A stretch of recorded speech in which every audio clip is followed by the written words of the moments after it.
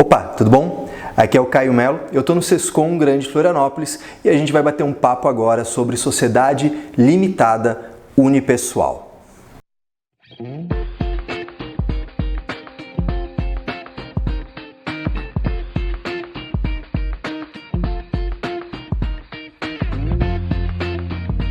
A sociedade limitada unipessoal surgiu com a MP 881, a chamada MP da Liberdade Econômica, e depois disso, com a conversão em lei, se tornou definitiva. Ela vem sendo uma das favoritas, uma das queridinhas de quem mexe com societário, com registro de empresas, planejamento de novos negócios, e muitas dúvidas têm surgido. Então a gente preparou esse material conciso, mas bastante intenso, para você ficar por dentro, se atualizar e aproveitar isso aí no conforto da sua casa, do seu escritório. Vamos dar uma olhadinha nesse conteúdo. Primeira coisa que eu quero que fique muito clara para você é que toda vez que a gente fala de planejamento societário, toda vez que a gente fala de estruturação de negócios, a gente tem que ter uma premissa em mente. Essa premissa está lá na Constituição Federal, como você vê no slide que está acompanhando aqui esse vídeo, que é o princípio da legalidade. Ou seja, a Constituição Federal deixa de forma muito clara que você só é proibido de alguma coisa ou só é obrigado a fazer algo de uma forma específica quando uma lei te obrigar, quando uma lei te proibir. Então, muitas vezes nós contadores, eu falo isso, faço meia-culpa aqui, porque nós contadores temos esse cacuete, né, de ficar se perguntando, onde é que está escrito que tem que ser dessa maneira? Onde é que está escrito que tem que ser feito dessa forma específica? E não é essa a pergunta que a gente tem que fazer. Na verdade, a nossa pergunta deve ser diferente. A nossa pergunta deve ser: tem algo que me proíbe de fazer isso? Tem alguma lei que me obriga a fazer desse jeito específico? Não? Então você pode. E é por isso que no planejamento societário, dentre tantas outras coisas, nós temos a famosa resposta depende, né? Por que depende? Depende porque depende da intenção, depende da prioridade daquele planejamento, depende dos interesses das partes relacionadas, porque há uma enorme gama de possibilidades. Então, por isso que o princípio da legalidade ele é muito importante para a gente nessa conversa. E também para eu chegar lá na sociedade limitada unipessoal, eu tenho que revisar com você o ensino fundamental da parte societária. Isso está baseado principalmente no artigo 44 do Código Civil, que vai falar para a gente quais são as pessoas jurídicas que são previstas no regramento brasileiro. E eu te digo isso pelo seguinte: eu escuto todos os dias, né, seja pessoalmente nos cursos ou pela internet, né, nos directs, nos grupos de WhatsApp, o pessoal fala: Caio, sociedade limitada unipessoal pode ser feita para atividade de medicina, pode ser feita para contabilidade, pode ser feita para isso, pode ser feita para aquilo. E essa pergunta, por trás dela, tem uma falta de conhecimento básico, de fundamento de direito societário, de registro de empresa, de Código Civil. Por quê? Porque o Código Civil, no artigo 44, prevê quais são as pessoas jurídicas. E ali tem elas, né? A sociedade, a EIRELI, que nos interessam mais nas atividades, né, com fim econômico. Temos as associações, os partidos políticos, os templos de qualquer culto, né, as igrejas, e temos as fundações. Essas pessoas jurídicas a gente poderia dividir, né, em três grandes grupos, né? As pessoas jurídicas, que são a reunião de pessoas sem fim econômico. E aí estão as associações, estão os templos de qualquer culto, estão os partidos políticos, ou seja, uma galera se junta para fazer alguma coisa que não tem a ver com explorar economicamente uma atividade, né? Quando um pessoal se junta para cuidar do bairro, para cuidar da relação entre pais e professores, nós temos o quê? Uma associação, né? Então isso é uma reunião de pessoas para fazer alguma coisa, mas não há intenção de gerar lucro. Tanto que numa associação o superávit é absorvido pela entidade sem fins lucrativos. A gente tem a fundação, que também não tem fim econômico, mas aí já é pela segregação de um patrimônio, né? Uma pessoa funda, sendo de propósito redundante, né? Uma pessoa funda a fundação quando pega um pedaço do seu patrimônio e dedica a fazer aquilo, né? O Caio vai lá e pega um pedaço do patrimônio dele e funda lá a Fundação Caio Melo dos contadores que estão desesperados com e-social, por exemplo. Então, quando acontece isso, eu estou criando uma pessoa jurídica, mas também sem fim econômico. Mas o que nos interessa mais? As pessoas jurídicas que se formam pela reunião de pessoas com finalidade econômica, com finalidade de lucro, que é a sociedade e a EIRELI. Perceba, sociedade está de forma genérica no artigo 44 e a EIRELI está lá, que é uma coisa específica. Agora perceba, não está no artigo 44 o empresário individual. E aí que está a origem, né? Esse é o ponto que origina aquela dúvida que eu comentei com você agora há pouco. Ah, Caio, a limitada unipessoal pode ser para medicina, pode ser para contabilidade. Qual é a origem dessa dúvida? A pessoa está confundindo sociedade com empresário individual. Então, veja só comigo o seguinte, o que é o empresário? Você vai olhar lá no artigo 966 do Código Civil e vai ver o que é o empresário. Ele vai descrever, né, quando exerce de forma individual, organizada, contínua, uma atividade. Mas o parágrafo único vem e complementa isso e traz aí uma pulguinha para colocar atrás da nossa orelha. Bem, não é empresário, não se equipara a empresário quando você exerce uma atividade individual, intelectual, científica, cultural, literária, de forma isolada, sem elemento de empresa, mesmo que você tenha auxiliares. Então, para dar um exemplo bem claro, vamos pensar no exercício da contabilidade, né? Eu, contador, eu, Caio Melo, contador, faço lá um requerimento empresário na junta comercial, né? Me tornei uma pessoa jurídica? Bem, empresário individual já vimos, não está listado nas pessoas jurídicas. Então, empresário individual não é uma pessoa jurídica. Porém, dependendo das características, eu posso me equiparar. Então, empresário individual não é uma pessoa jurídica. Ele é uma equiparação, uma fantasia, um faz de conta. Para fins de tributação, a gente faz de conta que o empresário individual é uma pessoa jurídica, mas ele não é de verdade uma pessoa, ele é uma equiparação. Aí que começa essa coisa. Eu, Caio Melo, vou exercer contabilidade com requerimento empresário. Será que eu estou exercendo uma atividade que pode se equiparar? Esse parágrafo único que traz essa questão. Olha, é uma atividade intelectual? É. Eu tenho outros contadores sendo contratados, eu me afasto da realização do objeto social? Não, eu estou mandando bala, estou fazendo sozinho, matando no peito, realizando a coisa. Então, nesse caso, eu não tenho elemento de empresa. Aí que surge essa história. Bem, o Caio, contador, sozinho ou com uma secretária ou um motoboy, ele não tem elemento de empresa, então mesmo tendo um requerimento empresário, ele não se equipara à pessoa jurídica. E daí vem essa dúvida. Um contador, um arquiteto, um médico, eles exercendo sozinhos essa atividade, no máximo ali com auxiliares, não tem elemento de empresa, então ele não se equipara à pessoa jurídica. E mesmo que de forma equivocada tenha levado a junta comercial um requerimento de empresário, mesmo que tenha um CNPJ, ele não se equiparou à pessoa jurídica. E aí é que está o problema.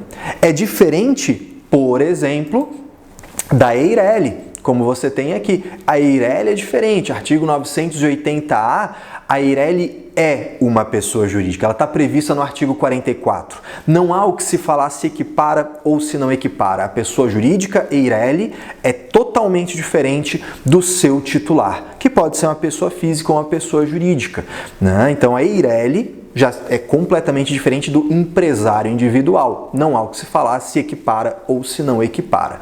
Porém, aí vem aquela história, né? A EIRELI, quando nasceu, trouxe consigo algumas coisas esquisitas, né? Como, por exemplo, uma pessoa natural, uma pessoa física, só pode ter uma única EIRELI, né? Quando você constitui uma EIRELI, você precisa integralizar no ato, à vista, sem salários mínimos. Então, a gente tem aí algumas restrições que essa legislação trouxe, que das duas uma, ou impede o ato, o negócio, a constituição da pessoa jurídica, ou cria uma mentira institucionalizada.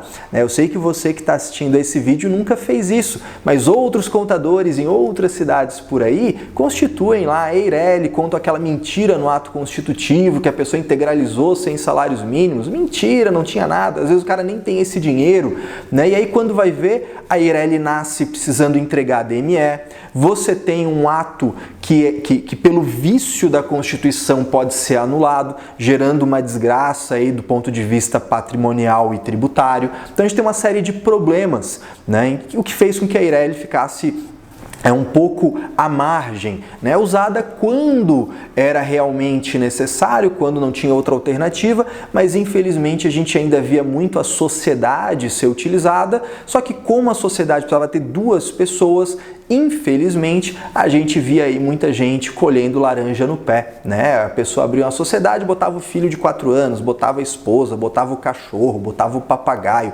aquela coisa toda que eu sei que você não faz, mas que tem outros contadores por aí, infelizmente, que fazem com uma certa frequência.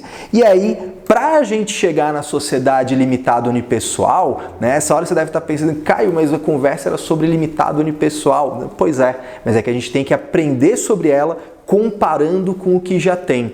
E aí, para te dar fundamento, onde é que está prevista a sociedade? Começa a ser previsto no Código Civil, no artigo 981. O que é a sociedade? É a reunião de pessoas com o objetivo de exercer uma atividade juntos, com a finalidade econômica, ou seja, a chance do lucro e o risco do prejuízo. A sociedade nasce dessa intenção de exercer alguma coisa, há uma finalidade econômica, né? E depois começa a falar das diversas sociedades. Sociedade simples, né? Simples pura, em nome coletivo, comandita e a limitada, que é a grande campeã de bilheteria.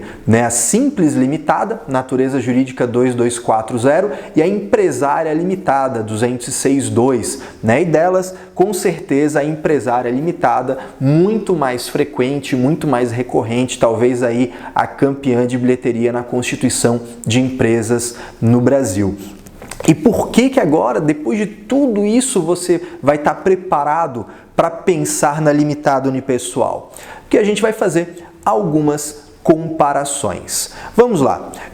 Quando a gente pensa na limitada unipessoal, muita gente questiona, mas ela se equipara, ela não se equipara? Pense, é uma sociedade. Toda sociedade é pessoa jurídica. Ela não depende se equipara ou se não equipara, ela não depende de ter uma característica posterior. Não, a sociedade é completamente distinta do seu sócio, seja um sócio ou mais sócios. E note, a natureza jurídica da limitada unipessoal qual é? É a mesma que você já está acostumado. É mais simples do que parece. Qual que é a natureza jurídica de uma sociedade empresária limitada, 206.2? Qual que é a natureza jurídica de uma sociedade empresária limitada que seja unipessoal? Também, 206.2. Qual é a diferença entre elas? Antes, toda limitada nascia com 2 ou mais sócios. E a limitada unipessoal é o quê? Um sócio. Só mudou a quantidade de pessoas no quadro societário, mas é a mesma natureza jurídica, seja empresária limitada ou simples limitada. Mas note, o empresário individual tem essa coisa, se equipara, se não equipara. A sociedade e a EIRELI, não há dúvida, independente de qualquer outra coisa, a pessoa jurídica é totalmente diferente do seu sócio ou do seu titular, inclusive na limitada unipessoal. O que nos leva a uma outra questão, né? Quem é que pode participar? Quantas pessoas participam dessa empresa? No empresário individual, você tem necessariamente o empresário, que é uma pessoa física, uma pessoa natural. Na EIRELI, você tem uma única pessoa, o titular da EIRELI, que pode ser uma pessoa física titular da EIRELI ou uma pessoa jurídica que é titular da EIRELI. Na sociedade, você pode ter uma ou mais pessoas, como eu acabei de te falar, né, que é a redação do artigo 1052 do Código Civil, alterado pela Lei da Liberdade Econômica. Então, nessa relação, uma sociedade limitada, ela pode ter uma pessoa, a limitada unipessoal, ou mais pessoas. E assim como em qualquer outra sociedade limitada, esse único sócio pode ser pessoa física? Pode. Esse único sócio pode ser uma pessoa jurídica? Pode também. Então perceba que te dá mais liberdade. Além disso, como eu comentei com você sobre a Eireli, a gente tinha uma restrição nas Eirelis, né? A gente tinha a restrição de que uma pessoa natural só pode ser titular de uma única Eireli. Na limitada unipessoal, isso não acontece. Então, olha só que interessante. Eu, Caio, pessoa física, eu posso ter um único requerimento empresário. Eu posso figurar numa única Eireli, mas eu posso ter quantas sociedades eu quiser. Então, me dá mais liberdade de estruturar meu negócio, segmentar em diferentes pessoas jurídicas por atividade, para aproveitar as benesses tributárias desse ou daquele regime. Isso te dá mais liberdade de planejamento. Outra coisa é que acaba com a mentira institucionalizada, né? Você antes, numa Eireli, aliás, até hoje, numa Eireli, você precisa integralizar 100 salários mínimos no ato. Quando a gente fala de limitada unipessoal, não existe isso. A sua limitada pode ser com capital subscrito a integralizar? Pode. Pode ser com 100 mil reais, com 50 mil reais, com 100 reais? Pode.